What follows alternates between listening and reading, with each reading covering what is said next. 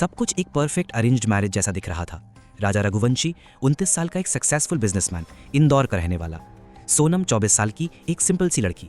शादी हुई 11 मई 2025 को दोनों परिवारों की मर्जी से। दोस्त और रिश्तेदार सब खुश, लग रहा था एक नई जिंदगी की शुरुआत हो रही है।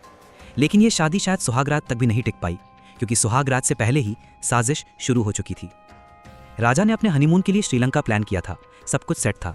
लेकिन अचानक सोनम ने प्लान चेंज कर दिया, बिना उससे बताए। डेस्टिनेशन बना मेघालय। सबसे शॉकिंग बात, रिटर्न टिकट तक बुक नहीं किए गए थे। और ये डिसीजन सोनम ने अपने माँ बाप के थ्रू प्रेशर डाल के राजा से मनवाया।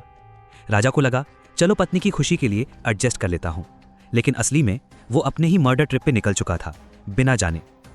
अब सोचिए, ये हनीमून था या एक वेल प्लान्ड जंगल एग्जीक्यूशन।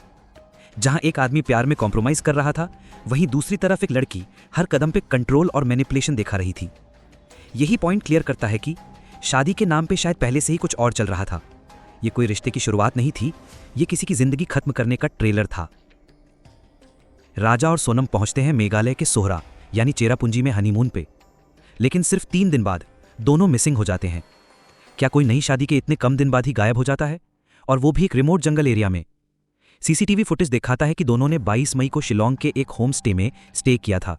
अगली सुबह 6 बजे चेकआउट करते हैं बिना ब्रेकफास्ट किए और निकल पड़ते हैं ट्रैक पे, वो भी बिना गाइड के, और एक ऐसे पाथ पे जहां सिग्नल भी मुश्किल से मिलता है।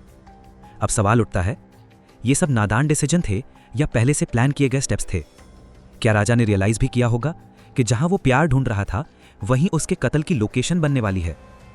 इन्वेस्टिगेशन में पता चलता है कि सोनम किसी और आदमी राजा खुशवाहा से बार बार कॉल पे बात कर रही थी, उससे लाइव लोकेशन शेयर कर रही थी। ये कोई नॉर्मल ट्रैकिंग ट्रिप नहीं लगती दोस्तों, ये लगता है प्री प्लान्ड हिट।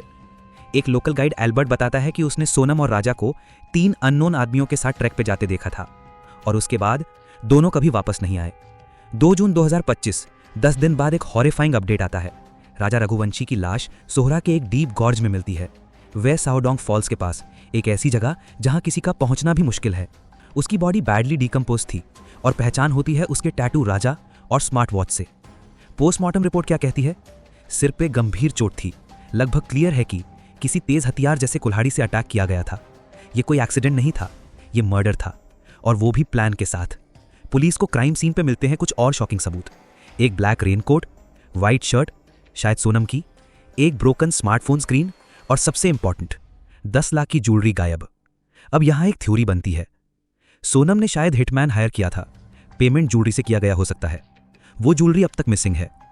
8 जून को सोनम मिलती है वाराणसी के पास। उसका क्लेम, मुझे किसी ने ड्रग देकर किडनैप कर लिया था। लेकिन रियलिटी ये थी, उसने खुद सरेंडर नहीं किया, पुलिस ने ट्रेस करके अरेस्ट किया। तो अब पजल पीसेस फिट हो रहे हैं। हनीमून ट्रिप का सडन डाइवर्जन, रिटर्न टिकट्स का ना होना, कॉल्स और लोकेशन किसी दूसरे आदमी को, जंगल में बिना गाइड के जाना, और एंड में एक लाश और एक खून की कहानी। जहां एक पति हनीमून के सपने लेके गया था, वहीं उसके सपने, उसकी जिंदगी दोनों जंगल के गॉर्ज में दफन हो गए। जब राजा का मर्डर सामने आया तो पूरा देश शॉक में था। लेकिन उससे भी ज्यादा हैरानी तब हुई जब कुछ फेमिनिस्ट ग्रुप्स ने इस खून को मजबूरी कहकर जस्टिफाई करना शुरू कर दिया। उनका कहना था, शादी जबरदस्ती हुई थी, सोनम को फोर्स किया गया था, इसलिए उसने एक्सट्रीम स्टेप लिया। लेकिन सोचिए, अगर शादी जबरदस्ती थी तो उसका सोल्यूशन मर्डर है? क्या एक अडल्ट लड़की के पास कोई और ऑप्शन नहीं था? शादी से पहले ही मना कर सकती थी, शादी के बाद डिवोर्स ले सकती थी, अपने पेरेंट्स या कानूनी सिस्टम से मदद मांग सकती थी। पर उसने क्या किया? एक इंसान का विश्वास तोड़ा, उसके प्यार का फायदा उठाया, और एक ऐसी जगह ले जाके उसका मर्डर प्लान किया जहां कोई उसे बचा भी नहीं सकता था। और सबसे डिस्टर्बिंग बात, इस सब को जस्टिफाई किया गया फ्रीडम, इंडिपेंडेंस और विमेन एम्पावरमेंट के नाम पे। ये फेमिनिज्म नहीं है, ये टॉक्सिक फेमिनिज्म कल्चर है, जहां कुछ लोग असली इश्यूज को इग्नोर करके क्रिमिनल एक्ट्स को भी जेंडर के नाम पे डिफेंड करते हैं। क्राइम इज क्राइम, चाहे कोई मर्द करे या औरत, कानून सबके लिए एक होना चाहिए। अगर आज किसी लड़की को सिर्फ इसलिए बेनिफिट ऑफ डाउट मिलता है क्योंकि वो औरत है, तो कल एक और सोनम किसी और राजा का गला काट देगी बिना डर के। और ये सोच सबसे खतरनाक है। आज के ज़माने में कुछ औरतें फ्रीडम और फेमिनिज्म के नाम पे टॉक्सिक एम्पावरमेंट का शिकार बन रही हैं। सोशल मीडिया पे हर दूसरी रील यही सिखा रही है, अपने लिए जियो, किसी के लिए मत बदलो, men are trash and you owe nothing to anyone. पर ये स्लोगन सेल्फ लव नहीं, सेल्फिशनेस और इमोशनल नमनेस सिखाते हैं।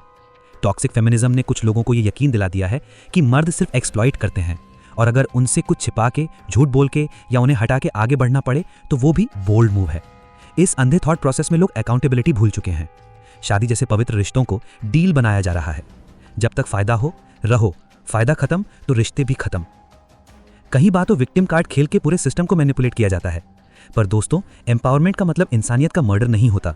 गलत चीज चाहे किसी भी जेंडर से हो, गलत ही होती है। और जब मर्डर जैसे जुर्म को जस्टिफाई करने की कोशिश होती है, तब समझ लीजिए सोसाइटी एक इमोशनल एपिडेमिक से गुजर रही है। जब पूरा देश राजा रघुवंशी के मर्डर को लेकर शॉक में था, जब उसकी मौत की कहानी न्यूज हेडलाइंस में थी, तब उसकी बहन सृष्टि रघुवंशी क्या कर रही थी? इंस्टाग्राम पे paid promotions, branded content, outfit reels, product tagging, सब कुछ फन और ग्लैम में चल रहा था। एक तरफ भाई की लाश जंगल से उठ रही थी, दूसरी तरफ बहन के फिल्टर्स और हैशटैग्स इंस्टाग्राम पे वायरल हो रहे थे। लोगों ने पूछा, क्या एक इंसान का दर्द इतना सुपरफिशियल हो सकता है? क्या इन्फ्लुएंसर बनने के चक्कर में लोग इंसानियत भूल गए हैं? इस केस में दर्द भी कंटेंट बन गया और एक भाई की मौत के बाद भी सब कुछ बिजनेस एज यूजुअल था, चाहे वो दोस्त हो, पार्टनर हो या फैमिली। अंधा विश्वास मत करो। हर इंसान का असली चेहरा मुश्किल वक्त में ही समझ आता है। और शादी, चाहे अरेंज्ड हो या लव, जब तक उस इंसान की सोच, वैल्यू सिस्टम, पास्ट और इंटेंशंस क्लियर ना हो, शादी मत कीजिए। एक गलत इंसान आपकी जिंदगी बर्बाद ही नहीं, छीन भी सकता है। सोनम कोई बेचारी नहीं थी, ये कोई इमोशनल इंपल्स नहीं था, ये पूरे प्लानिंग के साथ किया गया मर्डर था। प्यार का नाटक, शादी का ड्रामा और हनीमून का ट्रैप सब एक स्क्रिप्टेड गेम था। और सबसे खतरनाक चीज, जब कुछ लोग इस एक्ट को मजबूरी, फ्रीडम या ऑपरेशन कहकर जस्टिफाई करने लगे, तो सोसाइटी ने खुद का इंसाफ अंधा कर दिया। क्राइम को जेंडर के लेंस से देखना बंद करो। लड़की हो या लड़का, खून खून होता है और हर विक्टिम को इंसाफ मिलना चाहिए बिना बायस के। और अंधा विश्वास सबसे बड़ा खतरा है। और प्यार के नाम पे जो चेहरा फेक हो, वो कभी कभी मौत का रीजन बन जाता है। मिलते हैं अगले एपिसोड में एक और सच के साथ।